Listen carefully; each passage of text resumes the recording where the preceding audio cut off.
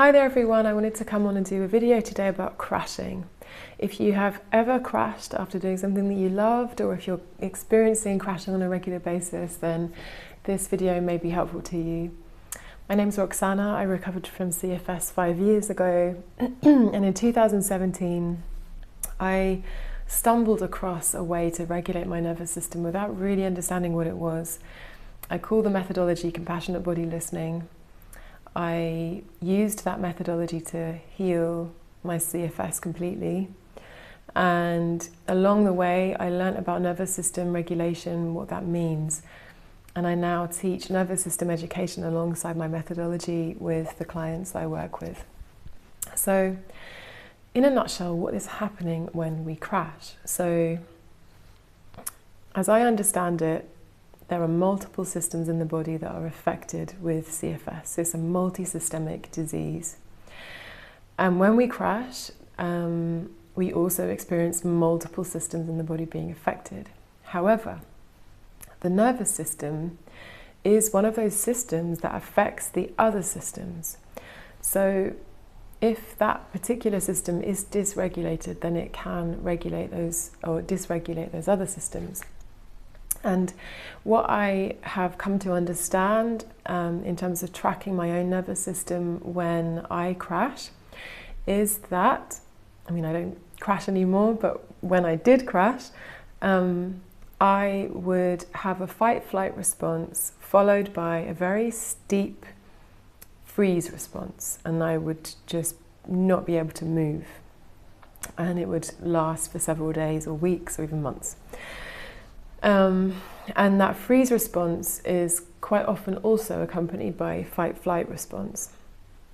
And the way, in broad strokes, the way that I was able to regulate my nervous system and therefore have an impact on the other systems of my body that were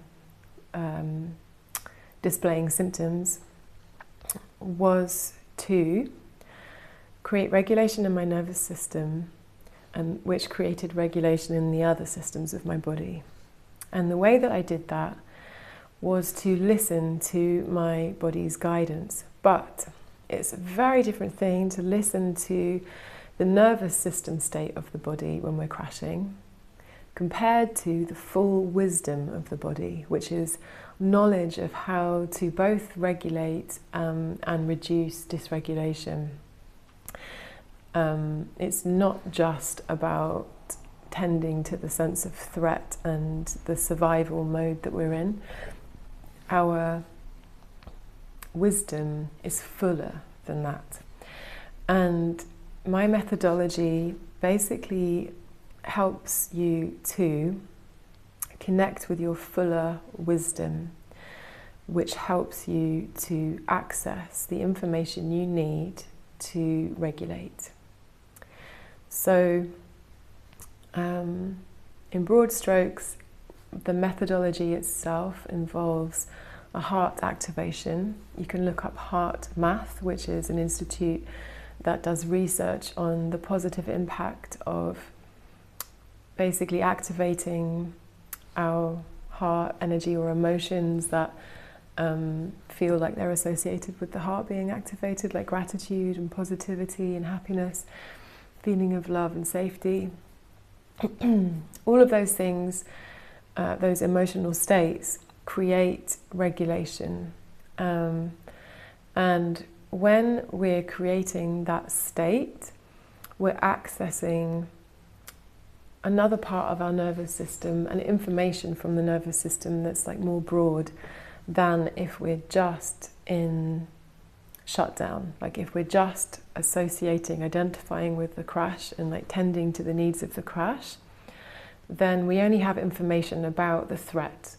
But if we actually activate the heart while we're feeling in that state of threat and the symptoms and everything, we can access a different part of knowledge in our nervous system that will help guide us back to regulation.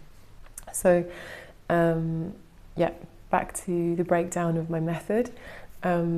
There's heart activation. Then we use that heart activated awareness to bring to the rest of the body. We kind of reconnect with the body in a positive way, so we're not sensing it in a threat way. So we're not like emphasizing the threat state, but we're creating some safety, some sense of comfort alongside the dysregulation. And then we're asking the body, what do you need? What do you need to feel tended to feel seen, to feel heard, and to feel like your needs are met so that you can feel safe again? And in my experience, what the body asks for, once we're in that state like of heart activation and coming into a softer kind of relationship with the body is so responsive and so pleased to have that reconnection, and it always has amazing ideas for things that will regulate. And those things that it asks for are always within its own limits. And it's really important that whatever the answer is that you receive, that you ensure that the way that you act on it is within your body's boundaries as well.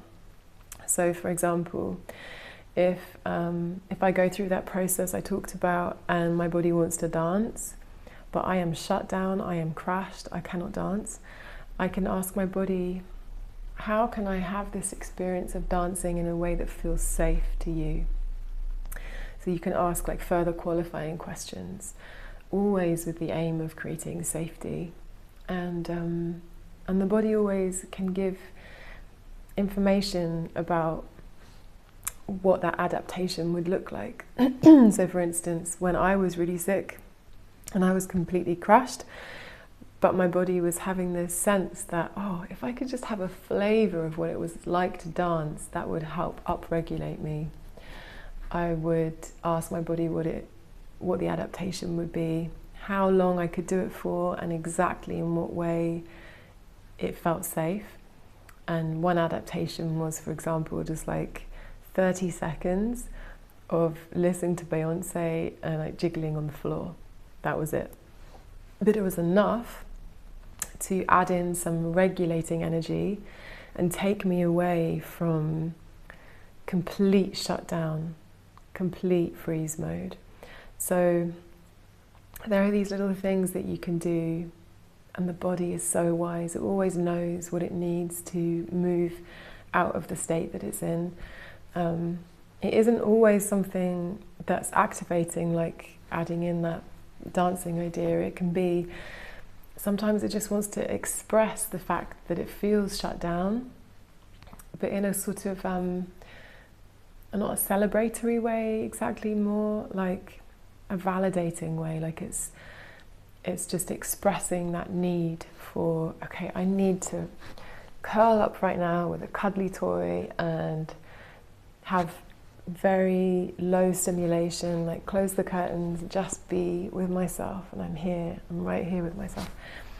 But the crucial difference is you're not just listening to the sense of threat, you're listening to what that sense of threat is asking for to feel safer again, and you're accompanying yourself alongside that state with awareness that you are not that state entirely, but you are experiencing that state, and that state is asking of something of you.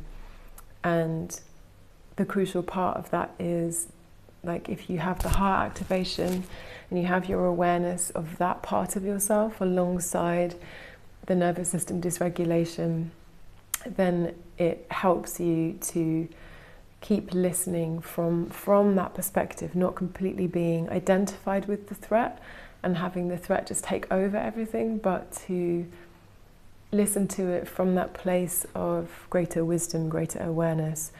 So like having a foothold in regulation while you take care of the dysregulation. I hope that makes sense, and that's given you some ideas to work with. You could experiment with some of the things I talked about, and feel free to leave me anything in the comments about it. There are some free resources below, a worksheet on creating nervous system regulation. I also teach nervous system regulation alongside this methodology. It's called compassionate body listening, and that happens in a group setting or one-to-one, so feel free to book a session or get further details, which I'll leave below. And thanks for listening.